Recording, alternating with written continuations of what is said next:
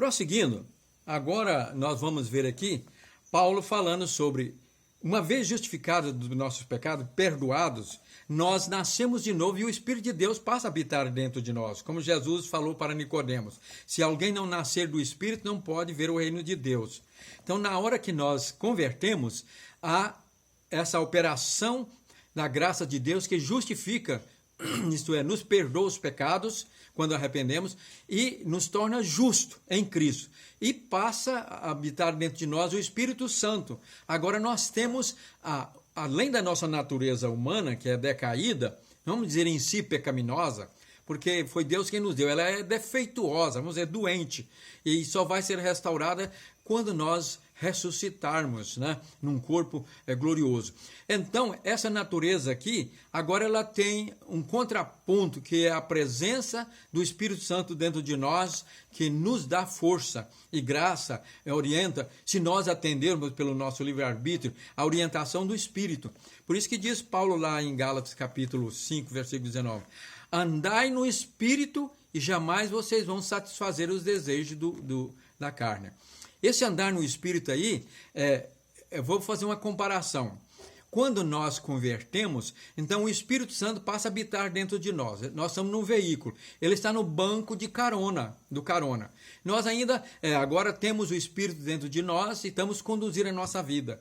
Mas há uma vida cristã mais profunda quando nós deixamos de conduzir a nossa vida e dependemos do Espírito Santo para nos guiar. Paulo diz, andai no Espírito e jamais vocês vão satisfazer os desejos da natureza humana.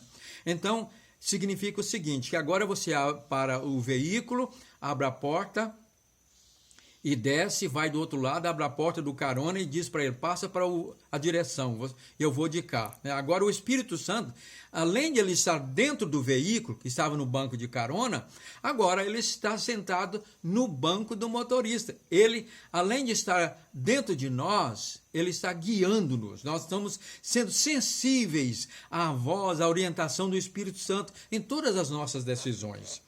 Então, para que isso possa acontecer, quando nós convertemos a Cristo, nós fomos libertos do pecado. É interessante que Paulo fala aqui, né, em Romanos, no capítulo 6, que nós fomos batizados em Cristo. Esse batismo aqui não está falando de batismo nas águas, está falando do batismo na morte, né? Nós, assim como Cristo morreu, nós morremos com Ele também, né? Nós morremos com Ele e ressuscitamos com Ele. É um batismo, vamos dizer aqui, místico, espiritual. Ora, aqui no versículo 3, versículo do capítulo 6 de Romanos, diz o seguinte, vou começar no primeiro versículo. Que diremos então? Continuaremos no pecado para que a graça seja ainda mais, aumente ainda mais? Porque os críticos de Paulo diziam, não, agora é o seguinte, pode pecar, porque aonde abundou o pecado, superabundou a graça. Então vamos pecar, porque a gente... Quanto mais peca, mais graça vai receber. Então ele contesta, de modo nenhum. Como viveremos ainda no pecado nós que já morremos para ele? Ou será que vocês ignoram, não sabem, que todos os que fomos batizados em Cristo Jesus, fomos batizados na sua morte? Fomos sepultados com ele na morte pelo batismo, para que, como Cristo foi ressuscitado dentre os mortos pela glória do Pai, assim também andemos nós em novidade de vida. Nós fomos crucificados. Na hora que a gente crê em Cristo, nós nos identificamos com Ele na morte. Nós morremos com Ele e ressuscitamos com Ele. Somos agora nova criatura. Paulo diz que o velho homem morreu. Mas agora nós, o pecador, o homem que vivíamos naquela vida de pecado, ele morreu. Mas a natureza humana decaída, natural, continua. Então agora nós estamos com Cristo e temos o Espírito de Deus dentro de nós. E diz versículo 5 do capítulo 6, porque se fomos unidos com ele na semelhança da sua morte, certamente seremos também na semelhança da sua ressurreição. Assim ele continua no versículo 11, assim também vocês considerem-se mortos para o pecado, mas vivos para Deus em Cristo Jesus. Nós morremos para o pecado.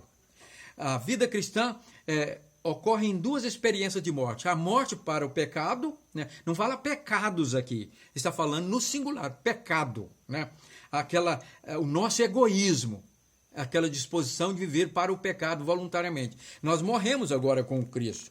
E a partir daí nós vivemos uma nova vida. E em Romanos aqui, capítulo 6, versículo 14, continua Paulo.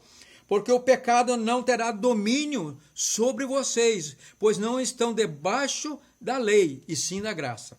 Nós morremos para o pecado, mas agora nós temos que morrer para a lei. E Paulo aqui mostra o seguinte, que muitos não conseguiram viver a vida cristã porque aceitavam Cristo, mas queriam continuar guardando a lei. E ele disse, aí vocês vão fracassar, né? E então ele continua, versículo 15. E então havemos de pecar porque não estamos debaixo da lei, sim da graça? De modo nenhum. Será que vocês não sabem que ao se oferecerem como servos para a obediência, vocês são servos daquele a quem obedecem? Seja do pecado que leva para a morte ou da obediência que conduz à vida, à justiça? Mas graças a Deus que, tendo sido escravos do pecado, vocês vieram a obedecer de coração à forma da doutrina a que foram entregues. E uma vez libertados do pecado, foram feitos servos da justiça, pelo que, ou melhor, falo em termos humanos, por causa da limitação de vocês, as limitações de vocês, assim como ofereceram os seus membros para que fossem escravos da impureza e da maldade para a maldade que leva a maldade, assim ofereçam agora os seus membros para que sejam servos da justiça para a santificação. Porque quando vocês eram escravos do pecado, estavam livres em relação à justiça. Naquele tempo, que fruto vocês escolheram? Somente as coisas que agora se envergonham. Porque o fim dela é a morte. Agora, porém, libertados, repete Paulo, do pecado, transformados em servos de Deus, o fruto de vocês que vocês colhem é para a santificação. E o fim, neste caso, é a vida eterna. Porque o salário do pecado é a morte, mas o dom gratuito de Deus é a vida eterna em Cristo Jesus, né? Então, que Paulo está falando dessa libertação do pecado, da lei. E é interessante que ele usa uma ilustração aqui, depois você pode conferir lá, né? Sobre o marido e a mulher. Ele diz que a mulher só está ligada ao marido enquanto ele vive. Depois que o marido morre, ele não tem mais domínio sobre ela. Ele fala aqui essa comparação, o marido é a lei. Então, enquanto nós estamos vivendo segundo a carne, nós somos casados com a lei. E tem aquela preocupação de obedecer à lei, né? Os judeus não criam em Jesus Cristo como Salvador, até hoje estão casados com essa lei.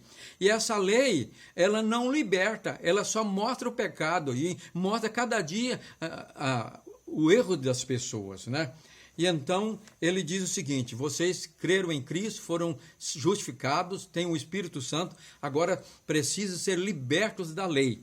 E quando o marido morre, a mulher está livre. Vocês morreram com Cristo. O velho homem, lá a lei morreu. Quando vocês morreram com Cristo, a lei morreu para vocês. Agora vocês estão casados com Cristo e com a graça, né? E assim, ele continua dizendo, agora nós vamos viver uma vida santa. É Romanos 6. Uma vida de santificação, oferecendo os nossos membros do corpo para a santificação. Como antes oferecíamos os nossos membros para fazermos as obras do pecado, né? E é interessante que ele vai mostrar no capítulo 7 que aquela pessoa que quer obedecer a Cristo, andar na graça e obedecer na lei, não consegue. E ele cita agora o exemplo, né, da sua vida. E aqui é um texto que dá muita confusão. Muitas pessoas pensam que Paulo aqui está falando da sua vida cristã, quando ele ainda já era crente, né? Já era salvo. Que ele fala da sua escravidão à lei do pecado e da morte. Mas ele está falando de uma experiência do passado, abrindo um parênteses, para explicar depois como agora, já no Espírito, nós podemos viver liberto no capítulo 8. Né? Então, no capítulo 7, ele vai mostrar um exemplo da vida dele antes de converter. E não é a vida dele naquela época, quando ele é escravo do pecado. É o que nós vamos concluir na terceira parte.